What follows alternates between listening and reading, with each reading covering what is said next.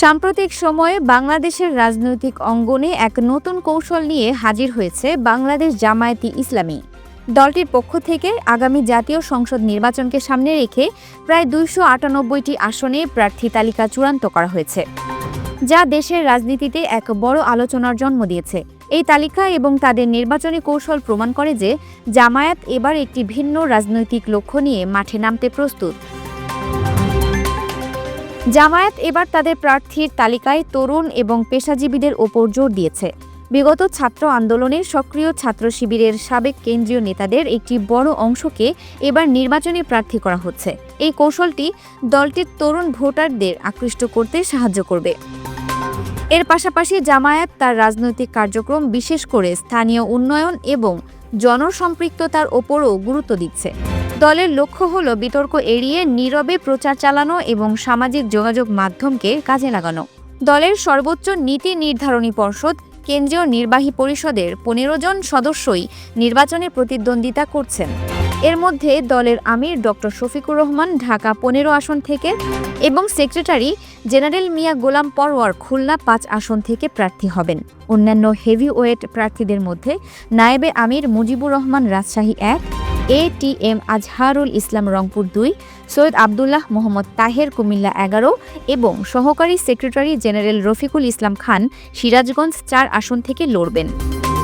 এই তালিকা দলের কেন্দ্রীয় নেতৃত্বের মাঠের রাজনীতিতে সক্রিয় অংশগ্রহণের ইঙ্গিত দেয়। তরুণ ও পারিবারিক উত্তরাধিকার। জামায়াতের এই তালিকায় কিছু চমকপ্রদ নাম রয়েছে, যারা দলের পারিবারিক উত্তরাধিকার বহন করছেন। যুদ্ধাপরাধের মামলায় দণ্ডিত সাবেক আমির মতিউর রহমান নিজামীর ছেলে ব্যারিস্টার নজিবুর রহমান মমিন পাবনা 1 আসনে প্রার্থী হবেন। একইভাবে দেলোয়ার হোসেন সাইদির ছোট ছেলে মাসুদ সাইদি পিরোজপুর 1 এবং বড় ছেলে শামীম সাইদি পিরোজপুর 2 আসন থেকে নির্বাচন করবেন। মীর কাশেম আলীর ছেলে আইনজীবী মীর আহমেদ বিন আরমান ঢাকা 14 আসনে প্রার্থী হবেন। এই তরুণ প্রার্থীরা তাদের পারিবারিক পরিচয়ের মাধ্যমে জনগণের সহানুভূতি এবং দলের ঐতিহ্যকে কাজে লাগাতে চাইছেন। অমুসলিম প্রার্থী ও নির্বাচনী কৌশল। এবারের নির্বাচনের সবচেয়ে বড় চমক হল জামায়াতের নতুন কৌশল। জামায়াত প্রথমবারের মতো নিয়ম ভেঙে দলের বাইরের জনপ্রিয় ও গ্রহণযোগ্য ব্যক্তিদের প্রার্থী করার চিন্তা করছে। এমনকি অমুসলিম প্রার্থীদেরকেও বিবেচনায় নেওয়ার নীতিগত সিদ্ধান্ত নিয়েছে। যদি এই সিদ্ধান্ত কার্যকর হয়, তবে এটি জামায়াতের জন্য একটি ব্যতিক্রমী ঘটনা হবে এবং দেশের রাজনীতিতে এক নতুন মাত্রা যোগ করবে। এই কৌশলটি প্রমাণ করে যে জামায়াত তাদের ধর্মীয় রাজনীতির গণ্ডি পেরিয়ে একটি বৃহত্তর রাজনৈতিক শক্তি হিসেবে আবির্ভূত হতে চাইছে, যাকে ব্রাহ্মণবাড়িয়া 4 আসনে মনোনয়ন দেওয়া হয়েছে। এই ধরনের শক্তিশালী প্রার্থীরা প্রমাণ করে যে জামায়াত আগামী নির্বাচনের জন্য নিজেদেরকে পুরোপুরি প্রস্তুত করেছে।